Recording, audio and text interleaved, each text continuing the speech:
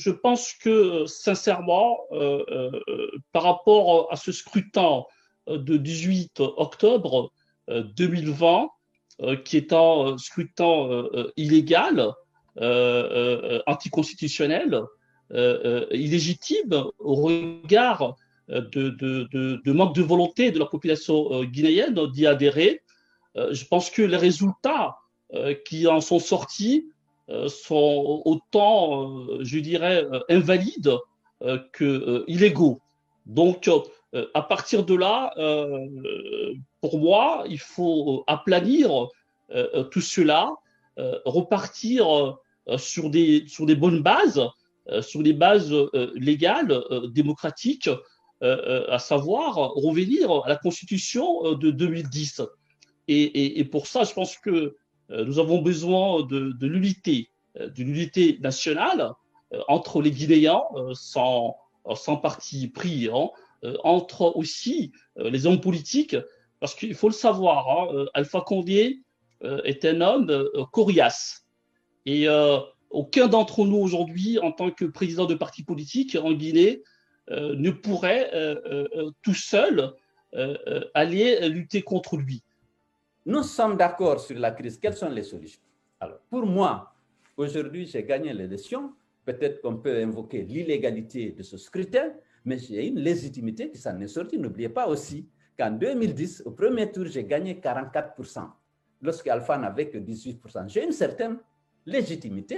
Moi, je voulais vous demander de soutenir cette victoire et qu'ensemble, qu'on réunisse toutes les forces vives du pays pour mettre en place un gouvernement de large ouverture pour qu'on puisse essayer de changer notre pays. Et ce gouvernement, la mission sera naturellement la réconciliation nationale, parce qu'il y a un vrai problème au niveau de l'unité nationale, mais la mise en place des institutions. Parce que le problème majeur, aujourd'hui, on a un déficit, c'est qu'il n'y a pas de séparation des pouvoirs, il n'y a pas d'indépendance des institutions. Tous les pouvoirs sont concentrés entre les mains d'Alpha Condé. Il fait ce qu'il veut, la CENI, la Cour constitutionnelle, la Cour suprême, l'Assemblée nationale.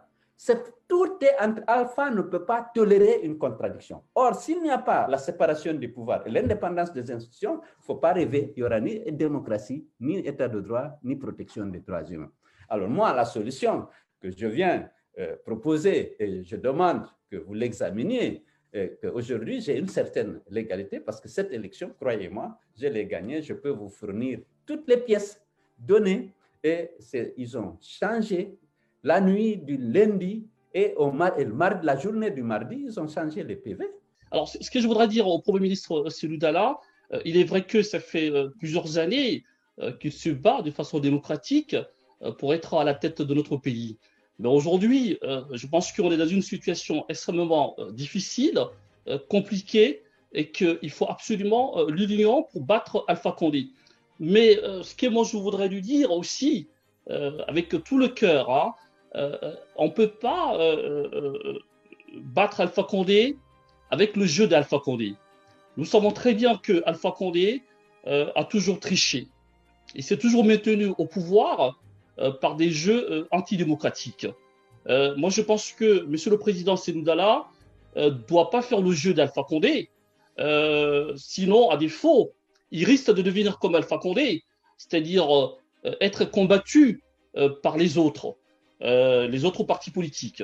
Ne pas être d'accord, je veux dire, dans cette voie que nous pensons qu'elle n'est pas la voie de la démocratie. Je pense que cette élection, ce scrutin de 18 mars 2020, était un scrutin anticonstitutionnel, illégal.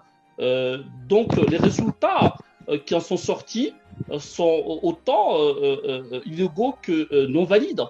Ça c'est clair. Rien que dans ce panel-là, vous avez 4 partis politiques.